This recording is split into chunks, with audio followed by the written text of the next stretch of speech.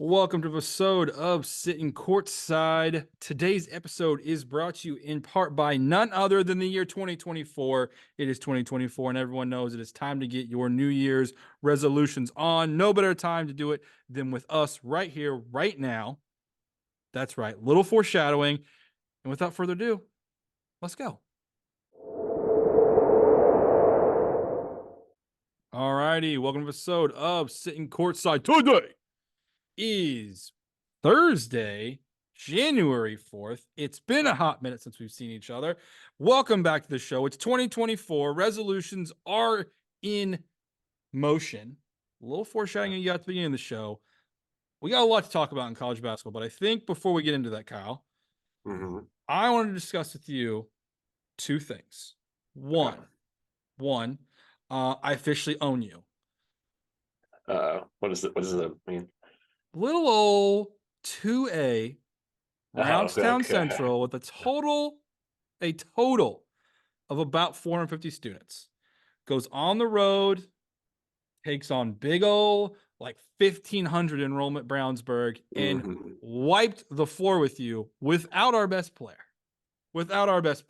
Indiana basketball at its finest. It is high school basketball. I have decided also officially I'm going to be a high school basketball guy now. I'm fully obsessed. I like it. I'm Nice. fully obsessed. I got all in it. One of the guys there on Crispus Attucks who ended up winning the entire tournament. Kudos to them.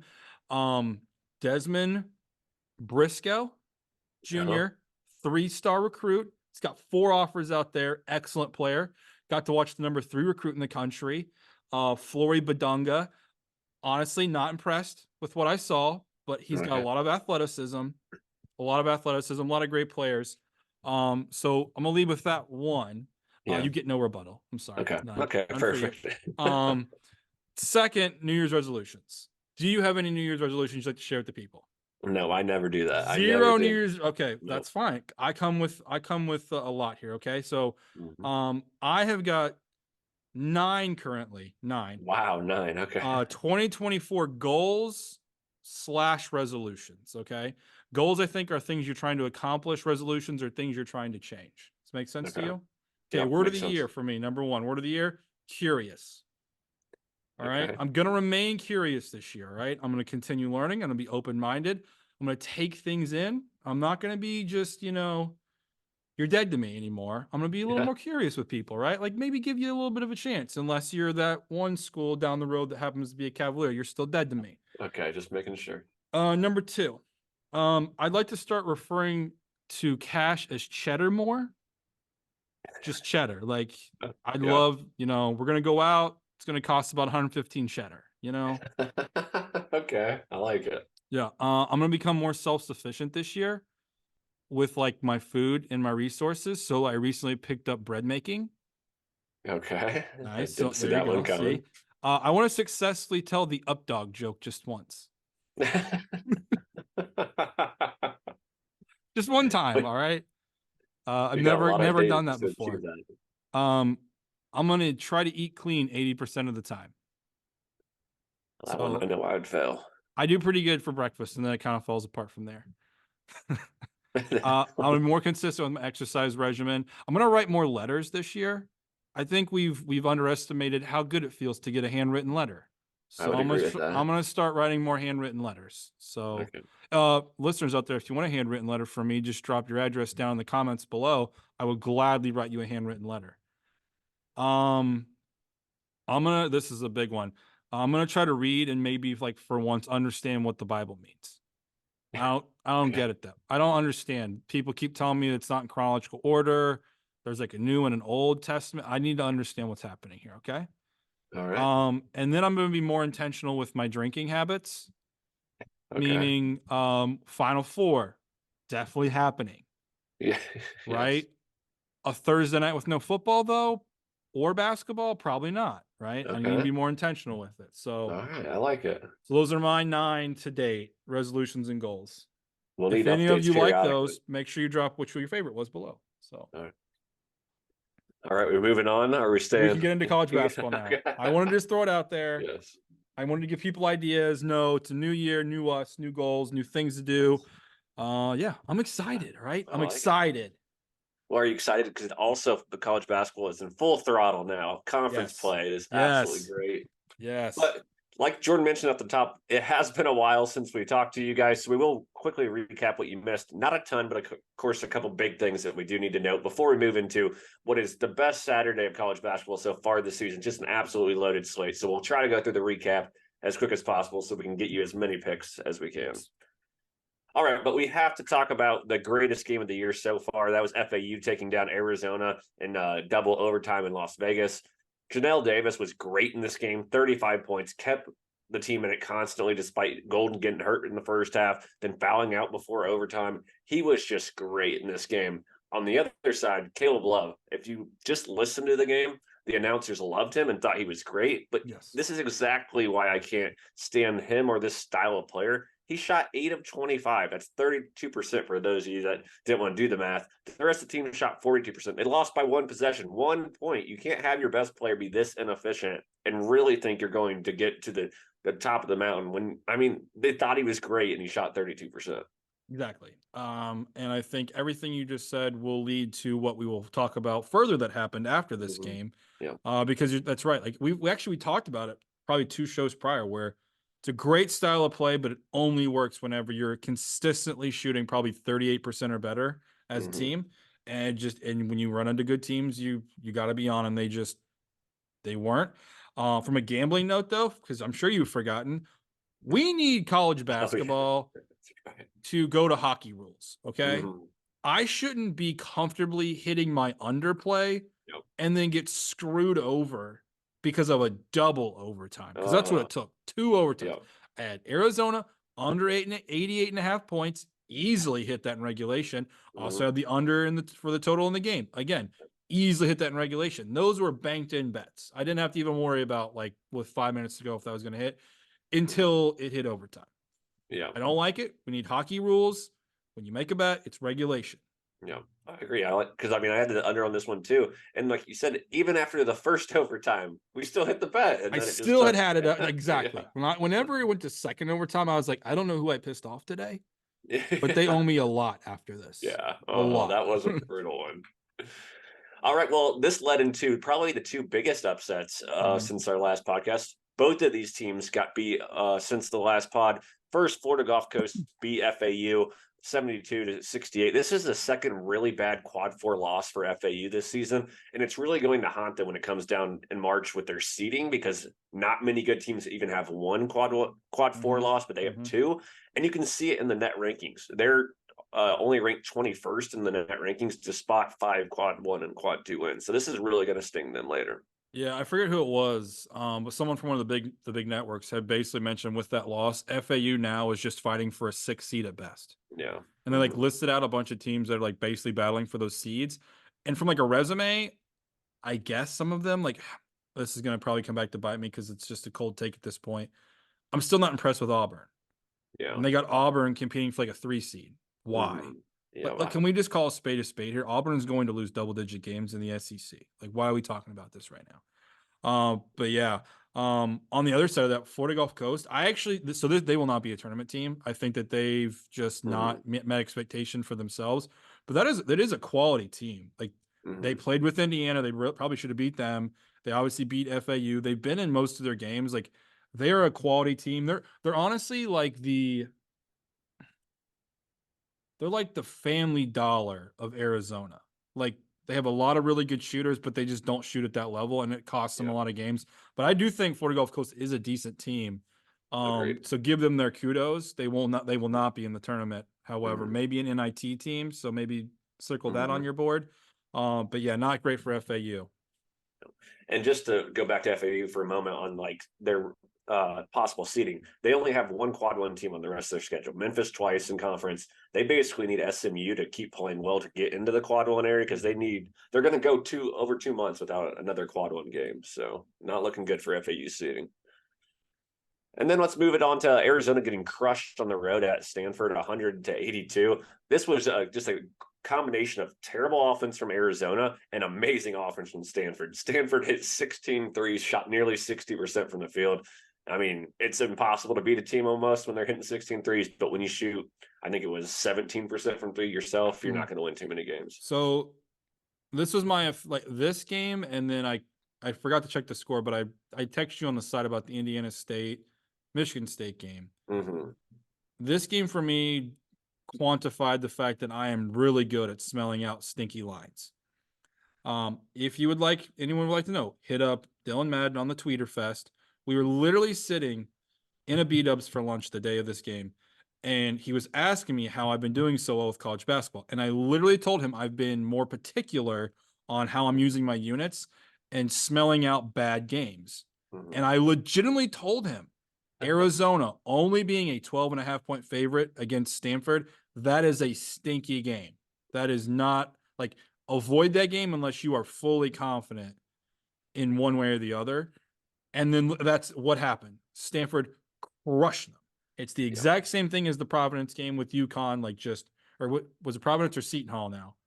I think it was Seton Hall or Providence, where we were with a line where like that doesn't make any sense, and then crushed them by 20. I'm on the stinky lines now. I will be tweeting out all stinky lines moving forward. I like it. And then this next one, we just have to bring it up because it just makes it more obvious that they're frauds. San Diego State beats Gonzaga on the road, 84-74. Just get off the Gonzaga train if you're on it. If anyone's still on it, this is not your year. It hasn't been your year, but this is definitely not it either. So now this puts me in a pickle, though. Is San Diego State good?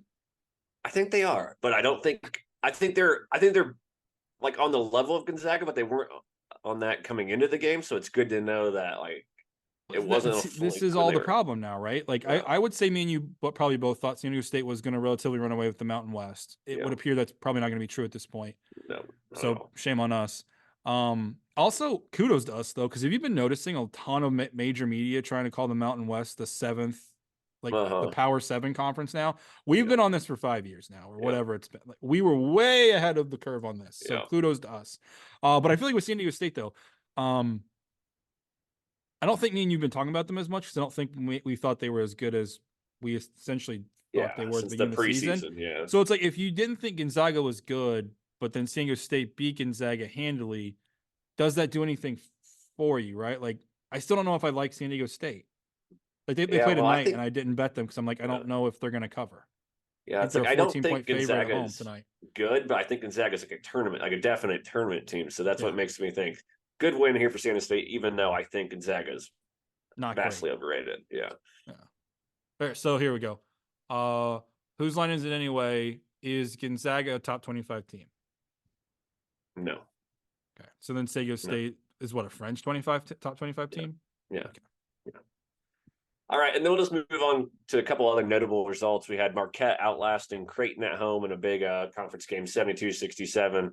And then on Wednesday, a ton of ranked teams played against unranked teams, and they all took care of business. 11-0 ranked teams beating unranked teams on Wednesday. That did not carry over to today when we were recording, or that was Tuesday when those happened. On Wednesday that we're recording right now. Right now, yeah.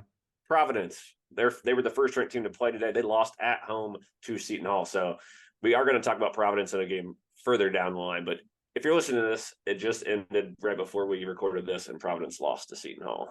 Yeah. Also, on that note, I feel like Creighton is the first team that's getting unfairly judged. They fell out of the top 25. I don't agree with that. But yeah, I'll leave it there. That's not a surprise that a Big East team would have that happen to them, but the fact that it's Creighton is a little bit shocking, I guess. Yeah. Given where they were to start the year. Yep. And we'll mention more about them because we have them on the list here later too. All right. So let's do our new top 10 because it has been about a week and a half since we did it. We'll try to run through this quickly because we do have a ton of games. But you want me to give my top 10 first? Sure. All right. I'll go with number 1, still going to be Purdue. Nothing really changed. They got a Big Ten win, but a couple other easy wins. 2, Kansas. Again, same thing. 3, Houston. That's the same as my last time. 4, I have JMU. Now 13-0, 8 straight wins by double digits. Kentucky is my number 5. They haven't done much since the last pod, but I still think they're a really talented team. UConn, 12-2. They're my number 6 team. Tennessee, I have at number 7. They have only quad 1 losses, and they're a very physical and impressive team. 8, I have Ole Miss. They're undefeated. They have a win over Memphis. Not much else to show, but I mean, there's a lot of teams just losing on a pretty regular basis. So I have Ole Miss at number 8. Number 9, Marquette. I have all their losses are quad 1 teams, and they have a 4 really good wins. So they kind of got up to number 9 by default because I couldn't think of a better team here. And then number 10, a team that I don't think gets any respect. They're number 2 in the net. Their only losses at Utah. I have BYU at number 10. Okay. Can't complain for me. All right. What you All got? right. Number 1, Purdue. Number 2, Houston. Number 3, Kansas. So we're basically in the same 3 there. Number 4, I have BYU. Oh, so okay. they have moved Nice. up the board quite a bit for me. I think they had them around like 8 last time. But I said this in the last pod. I think on the pod, or maybe just privately to you. If you put UCLA jerseys on them, Yeah, they're in the top 5. Nobody's asking any questions. They're an amazing team. They did leapfrog Colorado State in my rankings, though, if you're keeping track from last time. Speaking of Colorado State, they are 5th on my board here. I got UConn 6, Ole Miss 7, JMU 8. Again, both those teams haven't lost. Ole Miss will get their first real test this weekend, which I'm sure we'll talk about later. JMU, really, I mean, they just haven't lost, and I don't see them losing really at this point. Yeah, I know, for quite some time. I put Memphis at 9. Kind of what you said with Marquette. They've not done anything too impressive, but like also everyone just keeps losing. Yep. So I didn't know which way to go with them. And also one of their losses was to Ole Miss, who obviously I have in the top 10 here. And then number 10, a team that I think can prove something this weekend, and I'm not going to hold it against them as long as they don't get blown out, which means they need to cover. I have Illinois. Okay. Yep. Honorable mentions, though, I do have Kentucky, Tennessee. I think if Tennessee takes care of business this weekend, I can start to forget the fact that they basically have lost 3 games, and yes, 2 of them are to 2 of the top teams in the country. But I need to see something from them. Yeah, and Illinois is my first team out. We'll talk about them again in the picks, but there's one big reason why they didn't make my top 10. So okay. All right. Before we go into games, updated records. Do you have your record? Absolutely, for I this have my season? record. All right. 415 total plays. Going for 1,000. We are well on our way at this point. I am 222, 191, and 254%. Nice. That is real good. And that's a lot of picks. I will take that every day of the week. Yeah, I'm coming in, it looks like, at a little under 230 picks. I am 129, 96, and 0, 57.3%. And that is because on Tuesday night, I had a great 9-3 run that really boosted it from 55 to 57%. So having a hell of a season, just need to keep it going through conference play. I will also call out, I have 23 plays tonight. Okay. So this will drastically change probably after this. So if anyone wants to go check out the Betting Pros profile, you'll see all those picks in there. But 23 plays tonight. Yeah. Also, before we go into the picks, I wanted to just say there are a ton of games being played as we speak. So if you haven't yet, go look at your app, go pull up on a browser, ESPN, and look at all the results from Wednesday night, because we won't have those results in this podcast, and it might change what you think of these games. But without further ado, let's just go right into a hell of a slate, Thursday through Monday. There are no games that really matter on Sunday and Monday, so we'll focus more on the Thursday, Saturday, unless Jordan has any more picks that do fall on those other days. All right. The one game Thursday night, 9:30 p.m., Colorado, who's 11-2, at number 10, Arizona, who's 10-3. A big Pac-12 clash here. Can Colorado get a huge road win and move to 3-0 in the conference, or does Arizona right the ship here? What do you think? So spread currently 10.5 for anyone that cares. Over under 162.5. They're definitely hitting this over. However, Arizona, they're a yin and yang thing, right? They struggled last game. They're going to come into this game. Colorado has another big game after this game going into the weekend. I'm not saying it's a look ahead. I just think it's a tough stretch of schedule for Colorado. I will take Arizona in the 10.5. And depending on the team total here, I'm guessing it's going to be somewhere around 88. I'm probably taking under 88 if it's hitting that number. 88 is such a high number for Arizona, even though they run and gun. But I say that I need to do math now in my head. What is that? 100 and no, they still hit the over. Okay, yep, I'm good. All right, yeah, I completely agree. I think Arizona gets a huge bounce back win here. I go look at my Twitter tomorrow. I might buy it down to like 8.5, laying it, but I definitely like Arizona to win this game handily. If this was a home game for the Buffaloes, I might back them here, but they also are down their star freshman. He won't be back till next week, who is going to be a top 10 pick. So a pretty big loss for them just for right now. I'll take Arizona minus the points. Just look at my Twitter to see how many points I do end up laying in this one. All right, let's move it to Friday, 8:30 p.m. Number 9, Illinois, who's 11-2 at number 1, Purdue, who's 13-1. I will be in attendance at this game. Really looking forward Ooh. to it. This should be an awesome one. It really sucks that Terrence Shannon is just a giant piece of shit, because this would have been a hell of an epic matchup had he not just been one of the worst humans in the world. So, yeah, they're without their best player, Illinois is, but they are 2-0 without him. They absolutely crushed Northwestern, what could have easily been a look-ahead game. Marcus Damask, who is their leading scorer now, he went off for 32. He'll need to go off for at least 30 to beat this Purdue team. I think the spread, I don't know. Do you have a spread for this one yet? No, there's not a spread out yet. Yeah, I think this one's going to be closer to like what we just saw with Arizona because of that loss of Shannon. I would still lay the points. It's so hard to win at Purdue, and without your best player, if you get down, it's going to be really hard to get back into that game. Yep. And I'm almost going with what you said with the Arizona. I'm thinking this line's going to be closer to 8.5, and I will gladly take Purdue at 8.5. If we get into like the 11, I'm probably taking Illinois. Either way, hammering the over. Purdue is great at overs. I'm taking the over. Yep. And on the over topic, I've been nailing the Fletcher Lawyer over 1.5 threes. They're going to have to move it up to 2.5. He's money at home. I would still take the over. If you can get it at 1.5 at like -130, take that. If it's 2.5, you'll get plus odds on that. And I would still take that because he shoots a lot better at home. Perfect. Gonna take that one.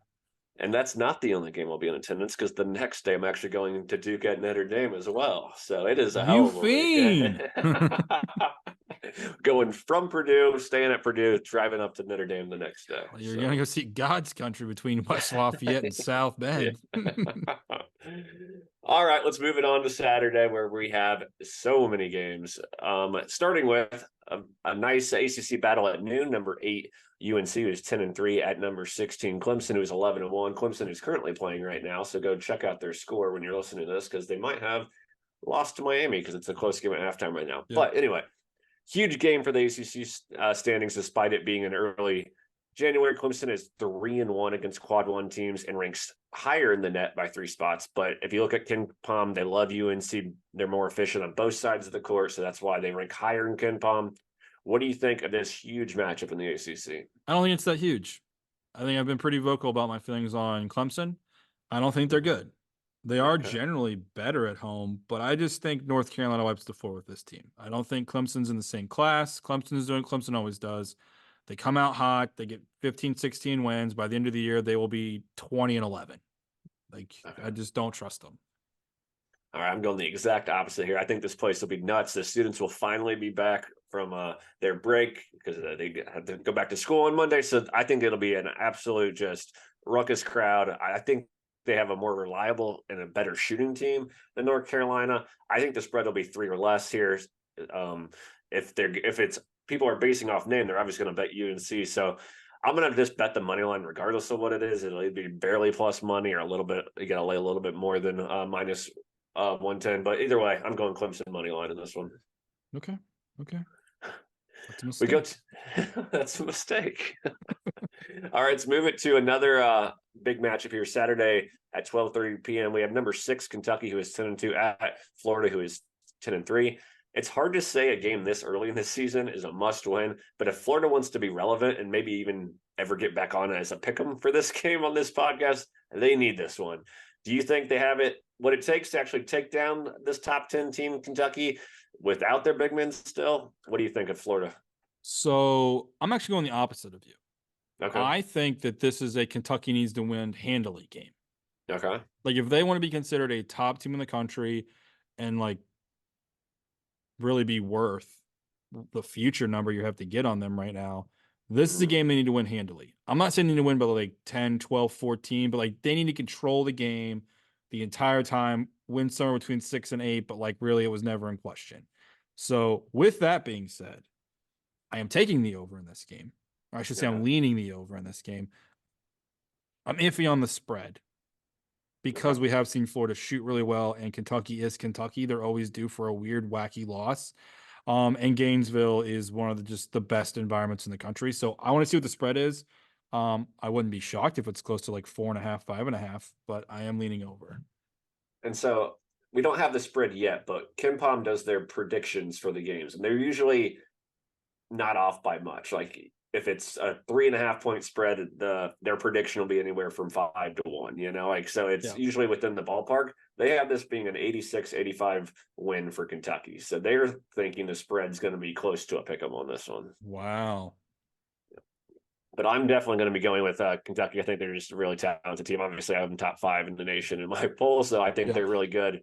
And so I think they'll win by more than 5. So I'm going to delay whatever their spread is. All right, Saturday, 2 p.m. Eastern, we have number 23 Providence, who is now 11-3. They're not 11-2, they're 11-3 at Creighton, who is 10-4. When this season started, who would have ever thought the Providence would be the ranked team in this matchup? We did talk about Creighton a little bit earlier, but they basically have to win this one. They have 2 losses already in the conference. If they have any chance of keeping up, this is a must win. I'm not buying Providence. I kind of really wish Providence wouldn't have lost on Wednesday, so we got a better spread on this one. I think you're going to have to lay a pretty decent amount of points at Creighton, but it's either lay it or don't bet this game, because Creighton, this is a early must win in the conference for them. Yep. For the show, Providence will cover. For my pocketbook, I probably am avoiding the game. Okay, I like that. Yeah, just real quick, Creighton is supposed to win by 9, or predicted to win by 9, according to That's a ton of points. There's no way. Yeah, there's just no way. I would definitely not lay 9 points with them, but I'd stay away. Honestly, the spread's gonna be more than like 6, and it's just gonna keep me away from betting this. You think so? I was thinking 6.5 with the loss. Yeah. 6.5. It would have been a win tonight, Wednesday night. It'd have been probably closer to like 4, maybe 3.5. I would have loved Creighton at that. All right. Let's move it on to Saturday, also at 2 p.m. We have number 25 Auburn, that team you talked about earlier, 11-2 at Arkansas, who is 9-4. I mean, we really haven't heard anything about this Auburn team since their first game when they lost to Baylor. They've been pretty irrelevant since then. Arkansas, though, just 1-3 against quad 1 teams, so I don't think they're very good either. I liked Auburn's talent a lot before this season, and then I only really needed to pay attention to them at the Baylor game. Wasn't all that impressed. But Ken Palm and Net have them 50 spots higher on one, 60 or 70 on the other than Arkansas. So I'm ready to lay almost anything, because Auburn's on the road. It's not gonna be a big spread. I'll lay up to probably 5 with Auburn in this one. Okay. I've thought about it. This is where I'm going with this. On principle, I have to root for the Must Bus. He's my SEC guy, probably a top 3 coach in the country. Can we agree? Yeah, I can agree with that. Principle, I'm going to root for Arkansas here in the Must Bus. However, with that being said, I've said things about Auburn, so I'm going to put them on notice now. Bruce Pearl, Auburn, War Eagle. If you do not cover this game, cover the spread, you are officially on Dead to Me watch. Yeah, okay. I thought you were being more curious. I'm trying to be more curious, because normally I'd just say you're dead to me, but I'm giving them an opportunity to just be on the watch. They're not even like pre-dead. They're just on the watch list. See, I'm being more curious. I'm experimenting with different things. I like it. I just want to note that I'm not really sure how Auburn ranks so high in Ken Palm. I mean, I guess they're efficient on both ends of the court, but they haven't played a hard schedule. But they're up to number 11 right now in Ken Palm. So I don't get it. Yeah, I don't get it.